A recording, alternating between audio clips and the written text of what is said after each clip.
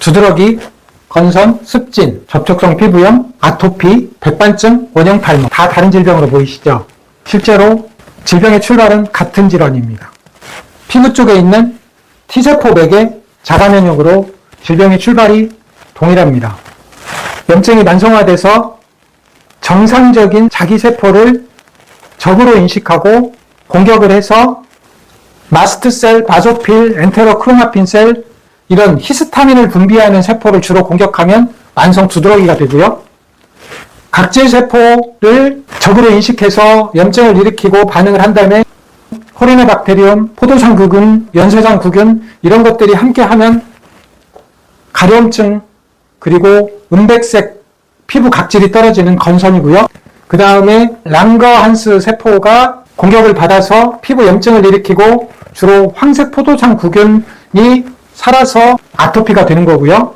우리 피부색을 결정하는 멜라닌 분비를 하는 멜라노사이트가 공격받아서 염증을 일으키고 죽으면 백반증이 됩니다. 그리고 헤어폴리클, 모낭을 공격받아서 머리가 빠지면 원형 탈모가 되는 거예요. 이 원인이 모두 글루텐, 유당, 과당, 그리고 설탕, 히스타민이 많은 음식, 알러지 있는 음식으로부터 그 염증을 출발을 하고 예를 들어서 글루텐 인톨러런스, 글루텐이라는 음식을 허용하지 않는 사람, 과당이라는 것을 카제인이라는 단백질을 허용하지 않는 사람, 그 음식을 계속 먹으면 장에서 염증이 생기고 왜냐하면 흡수하려고 덤비니까요. 장 누수가 생깁니다.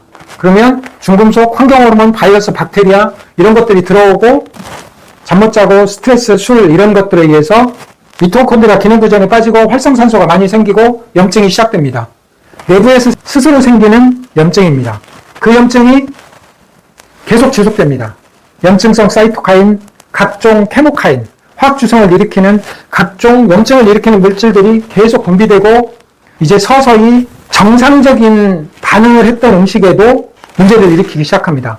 왜냐하면 이런 음식들에 대해서 패턴 레코그니션 리셉터 그리고 패소젠 어소시에이티드 몰레큘러 패턴 우리가 적으로 인식을 할 때 어떻게 인식하냐면 패턴으로 인식하는 거거든요. 염증성 사이토카인이 많아지면 예를 들면 이런 거죠. 적군이 있어요. 정상 군복을 입고 모자를 잃어버려서 모자만 그냥 일반 모자를 썼어요. 그럼 우리 군인이잖아요. 그런데 염증성 사이토카인이 많아지면 패턴으로 인식하기 때문에 우리 군복을 입었음에도 불구하고 적으로 인식하기 시작하는 것. 이거를 자가면역이다. 나의 몸을, 나의 조직을 적으로 인식해서 마스트셀을 적으로 인식해서 케라티노사이트를 적으로 인식하고 랑거한스 세포, 각질세포를 적으로 인식하고 멜라노사이트, 헤어폴리클을 적으로 인식해서 염증을 일으켜서 문제를 일으키는 것. 이것이 피부의 자가면역 질환입니다. 그러면 어떻게 치료할까요? 이 안에 답은 어느 정도 정해져 있습니다. 어떻게 치료할 건지 알아볼게요. 당연히 음식으로부터 출발합니다. 어떻게? 염증을 유발하는 음식, 우리 몸에서 허용하지 않는 음식, 글루텐 인톨러런스, 락토스 인톨러런스, 프룩토스 인톨러런스, 글루텐, 유당, 과당, 각종 알레르기 음식들, 히스타민이 많은 음식들이 우리 몸에 들어온다고 그랬잖아요. 그런 거를 끊는 거예요. 여러분들은 잘 알고 있어요? 어떤 음식인지 설탕, 음료, 지방, 과자, 각종 유제품, 술, 그리고 염증을 치료하는 음식도 잘 알고 있습니다.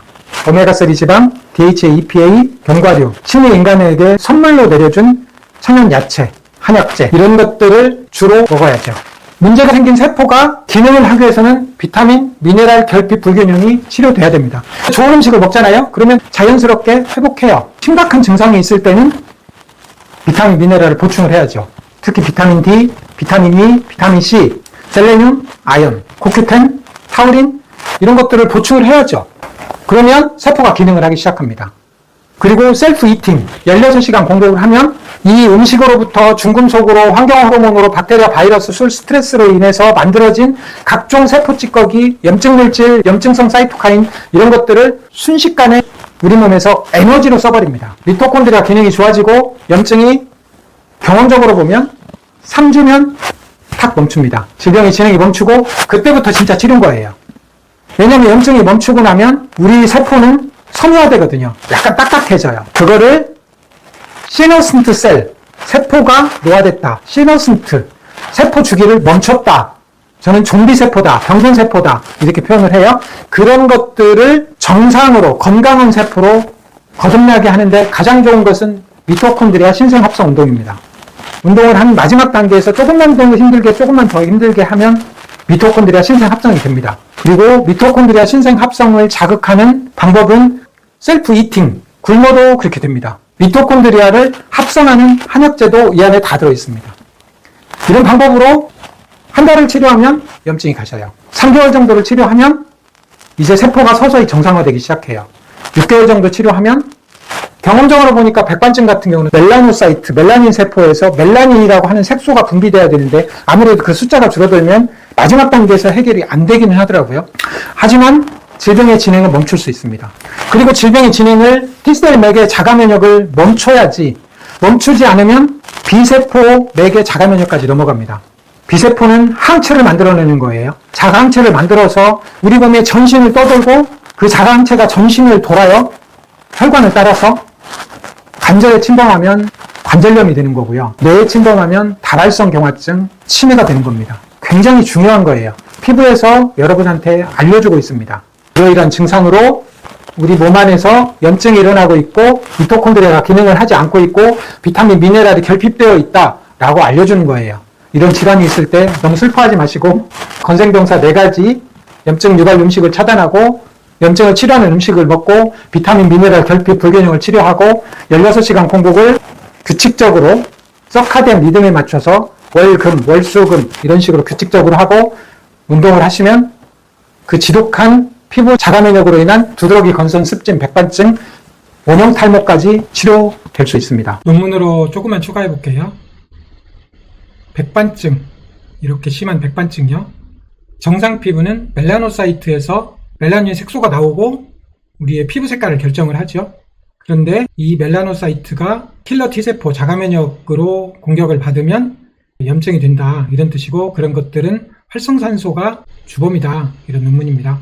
백반증은 수시상 세포가 자극을 받고 멜라노사이트가 염증을 일으키고 킬러 T세포가 멜라닌 세포를 공격을 해서 색소 분비를 억제하는 질병이다. 원형 탈모요. 이런 정도가 흔하죠. 이렇게 심하게 탈모되기도 하고 그 모낭을 공격을 하면 이렇게 턱에서도 털이 빠지고요. 이것도 네이처 논문을 보면 오토이뮨 디지즈, 자가면역 질환입니다. 모낭은 보존되어 있기 때문에 이제 그 염증이 사라지면 정상적으로 다시 머리털이 날 수 있는 그런 질환이다, 이런 뜻입니다. 원형 탈모는 흔한 자가면역 질환이고 T세포의 맥에 의해서 모낭이 공격받아서 모낭이 손상을 받아서 오는 자가면역 질환이라 이렇게 표현하고 있습니다. 그리고 원형 탈모도 2022년에 나온 논문인데 비타민 D 보충제를 원형 탈모 환자한테 썼더니 과학적이고 유스풀한 에비던스가 있다, 그걸 치료하는데, 이런 논문입니다. 접촉성 피부염, 습진 이런 것들, 이제 접촉이잖아요. 동전에 접촉을 해도 염증이 생기는 습진, 아토피라고 하는 거, 이런 것들이 니켈 알러지가 있을 때 잘 안 낫습니다, 이런 논문이 있고요.